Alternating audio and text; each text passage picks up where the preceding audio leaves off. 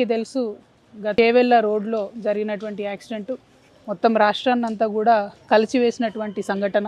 దాదాపు 19 మంది ప్రాణాలు కోల్పోయినటువంటి సంఘటన. అయితే నిత్యం మనం యాక్సిడెంట్లు చూస్తూ ఉంటాం. కానీ ఈ యాక్సిడెంట్ ఏంటంటే ప్రత్యేకించి ఈ road Chevella road national highway 163 ఈ హైవే రిపేర్ చేయకపోవడం వల్ల ఈ యాక్సిడెంట్ జరిగిందని ప్రజలందరూ కూడా నమ్ముతున్నటువంటి పరిస్థితి. అయితే అది కరెక్టేనా కాదా మనందరం కూడా ఒకసారి ఆలోచించాలి. ఈ హైవే మధ్యలో ఉండేటటువంటి పర్యావరణ కారణాల వల్ల చాలా రోజులు ఆగిపోయినటువంటి విషయం మీ అందరికీ తెలిసిందే. ఆ హైవే ఎక్స్పాండ్ చేసే లోపట ఈ ప్రభుత్వం వచ్చిన తర్వాత నేవల్ రాడార్ స్టేషన్ మంజూరు చేయడం జరిగింది. అంతకుముందు తెలంగాణ వచ్చిన 10 ఏళ్ళు కూడా మనం ఆ నేవల్ రాడార్ స్టేషన్కి పర్మిషన్ ఇవ్వలేదు. ఈ రేడార్ స్టేషన్కి పర్మిషన్ ఇచ్చిన ఒక పక్క, ఇంకొక పక్క వికారాబాద్ జిల్లా కేంద్రం అయింది. దాంతో ఈ చిన్న రోడ్డు మీద రాకపోకలన్నీ పెరిగినటువంటి మాట మీ అందరికీ తెలిసిందే. ప్రత్యేకించి ఈ రేడార్ స్టేషన్ శాంక్షన్ అయినాక మరి పెద్ద ఎత్తున చాలా పెద్ద లోడ్ ఉన్నటువంటి బండ్లు ఈ రోడ్డు మీద ప్రయాణం చేయడం, దాంతో ఒక పక్క రోడ్ అంతా కూడా కుంగింది. ఇప్పుడు ఇక్కడ నుంచి మేము యాక్సిడెంట్ సైట్కి కూడా పోతాము. అక్కడ చూసినటువంటి వాళ్ళు, ఆ రోజు యాక్సిడెంట్ చూసినటువంటి వాళ్ళు, అధికారులు, నేషనల్ హైవే వాళ్ళు అందరూ ఒకటే చెప్తున్నారు, చిన్న రోడ్డు 2 దిక్కులు కుంగింది. సో టిప్పర్ వాడు మధ్యలోకే వచ్చిండు, బస్సు కూడా మధ్యలోకే వచ్చింది. సో డ్రైవర్ల ప్రాబ్లమా, డ్రైవర్ల ఇష్యూ అన్నది కాకుండా ప్రభుత్వం హైవే వేయడం లేట్ చేయడం అన్నటువంటిది ప్రధానమైన ఇష్యూ అని చెప్పి అందరూ కూడా భావిస్తున్నటువంటి పరిస్థితి.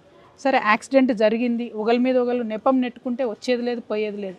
కానీ నేను ప్రత్యేకించి ప్రభుత్వం అని ఎందుకు చెప్తా ఉన్నా అంటే ప్రభుత్వం తప్పిదం వల్ల 19 మంది ప్రాణాలు పోయినాయి కాబట్టి ప్రభుత్వం బాధ్యత వహించి కనీసం చనిపోయినటువంటి వారికి ఒక్కొక్కరికి ₹1,00,00,000 ఇవ్వాలి.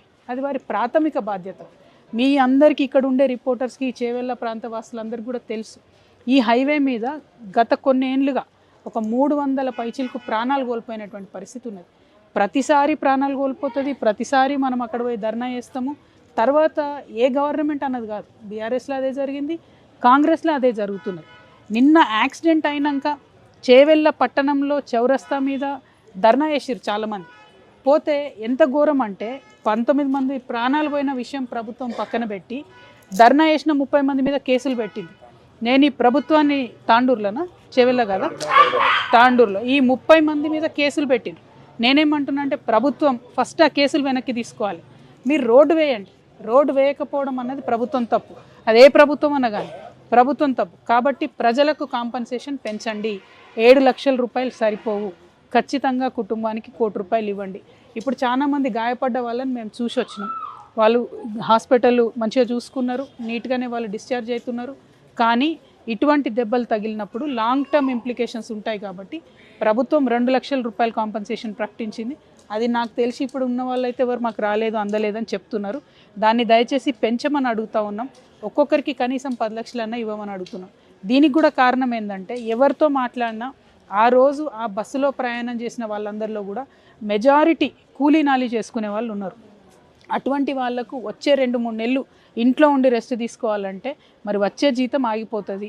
మీరేమో కొత్తగా పెన్షన్లు ఇస్తలేరు, పెంచిస్తలేరు. అట్లాంటప్పుడు ఆ కూలీ నాలి చేసుకొని బతికేటటువంటి వాళ్లకు కాంపన్సేషన్ కింద ప్రభుత్వం ఎక్కువ డబ్బులు ఇవ్వాలని చెప్పి నేను డిమాండ్ చేస్తున్నా. మీరు ఇచ్చే 2 లక్షలు మందులకు కూడా సరిపోవు. కాబట్టి వాటిని పెంచండి కాంపన్సేషన్. కనీసం ఒక్కొక్కరికి 10 లక్షలన్నా దయచేసి కాంపన్సేషన్ కింద ఇవ్వండి.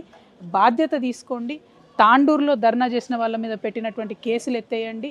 ఈ మొత్తం నేషనల్ హైవే 163 మరి ఎవరో ఏ కంపెనీ నాకు తెలియదు కానీ వాళ్ళ వెంటబడి తొందరగా మళ్ళా మెగా నేనైనా కూడా తొందరగా ఆ మెగా కంపెనీ వెంటబడి ఆ రోడ్డు పూర్తి చేయించవలసిందిగా నేను ప్రభుత్వాన్ని డిమాండ్ చేస్తూ ఉన్నాం.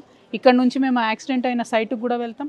అక్కడ ప్రత్యక్షంగా ప్రజలకు చూపిద్దాం ఇది ప్రభుత్వం యొక్క తప్పిదం కాబట్టే కాంపన్సేషన్ పెంచి ₹1,00,00,000 ఇవ్వాలని నేను డిమాండ్ చేస్తున్నా. Thank you. జై తెలంగాణ.